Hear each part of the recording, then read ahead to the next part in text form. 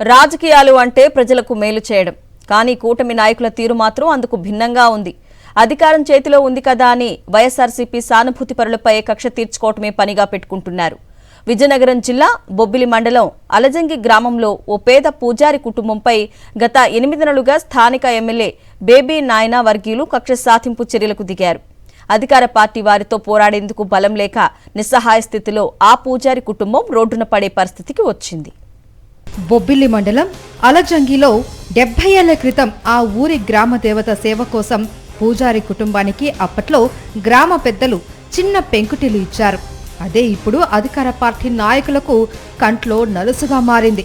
అప్పటి ఆలయ పూజారి జోగినాయుడు మరణించిన తర్వాత ఆయన వారసులైన కుమార్తెలు, వారి పిల్లలు నేడు దారుణమైన వేధింపులను ఎదుర్కొంటున్నారు.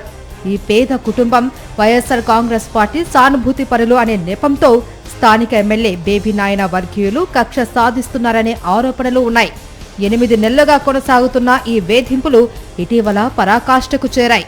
ఈ ఇల్లు ఖాళీ చేయించి కూల్చేయండి అంటూ ఎమ్మెల్యే బేబీ నాయన అధికారులకు ఆదేశాలు ఇచ్చినట్లు చెబుతున్నారు. దీంతో అధికారులు ఈ ఇంటిని కూల్చేయడానికి తెగబడ్డారు.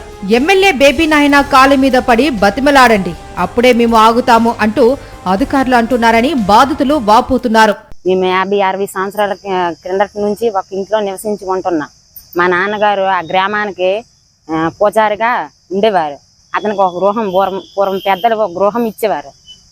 అదేంచి ఇప్పుడు పంచాయతీ శాఖ అధికారులు, గ్రామ పెద్దలు, పంచాయతీ సెక్రటరీ, ఎమ్మెల్యే గారు మీ ముగ్గురుమే ఆడపిల్లలమని ఆ ఇల్లు ఖాళీ చేసి గవర్నమెంట్కి హ్యాండ్ ఓవర్ చేయాలని మమ్మల్ని ఇబ్బంది పెడుతున్నారు. మమ్మల్ని బొబ్బిలి ఎమ్మెల్యే గారే పంపించారు.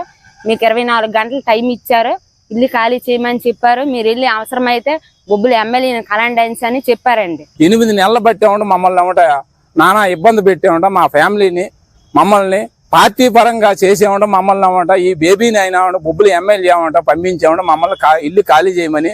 కేవలం ఎంపీడీఓ గారు నిన్న వచ్చి కూడా బేబీ నాయన గారే పంపించారు. బేబీ నాయన గారు ఫోన్ చేస్తేనే మేము ఆగిపోతాము, లేదంటే మేము ఆగము, ఎట్టి పరిస్థితిలో కూడా తాళాలు వేస్తామని పంచాయతీ సెక్రటరీ ఏమంట ప్రభుత్వం తాలూకా ఏమంట అండ చూసుకుని ఏమంట మమ్మల్ని ఏమంట ఈ విధంగా చేస్తాను.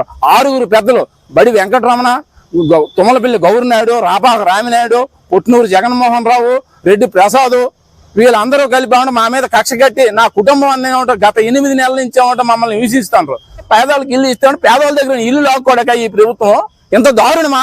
ఒక చిన్న గూడు కోసం వీరు ఇప్పుడు వీధిన పడి న్యాయ పోరాటం చేయవలసిన దుస్థితి ఏర్పడింది. కరెంటు బిల్లులు, పంచాయతీ ఇంటి పనుల రసీదులు చూపిస్తూ నివాస హక్కులతో బొబ్బిలి కోర్టును బాధితులు ఇప్పటికే ఆశ్రయించిన అధికారులు మాత్రం తమ దూకుడు ఆపడం లేదు. అమ్మవారి పూజారి కుటుంబాన్ని భయభ్రాంతులకు గురిచేసి వారి గూడును కూల్చేస్తాము అని వేధించడం ఇప్పుడు బొబ్బిలి నియోజకవర్గంలో చర్చనీయాంశమైంది. ఇంటి మీద పంచాయతీ సెక్రటరీలు వచ్చి నానాకంగా చేస్తాను, కానీ మేము కోర్టుకి వెళ్ళిపోయినా మాకు కోర్టుతో పని లేదు. గొలుసు పట్టుకొని వచ్చాడు పంచాయతీ సెక్రటరీ, కొత్తగా వచ్చిన సెక్రటరీ. నువ్వు ఇప్పుడు ఇంటి పోయి కూర్చుని పోయినా సీఎఫర్లు ఉంటారు కదా మా ఊర్లో, వాళ్ళు తీసుకొచ్చి బకెట్లు మొత్తం తీసిచ్చాడు. నేను ఇంటి పోయా ఈ 3 పిల్లలు పట్టుకొని కూర్చుపోను. ఎంత మాత్రం రాత్రి కుక్కలో పెడిచినా తింటాను సెక్రటరీ. పంచాయతీ శాఖ ఆఫీసులు వచ్చి కరెంట్ కట్ చేసేస్తాం, మీ ఫ్యామిలీ ఎలా ఉంటుంది అంటారు. ఎమ్మెల్యే గారితో మాకు రక్షణ లేదు. 2 సంతకాలు చేసి 2 నెలల కింద వెళ్ళాం. మా 3 పాప తెలివి మమ్మల్ని పట్టించుకోలేదు. మేము కోర్టుకు వెళ్ళిపోయాం. కోర్టు కాగితాలు కూడా నేను చూపించాము.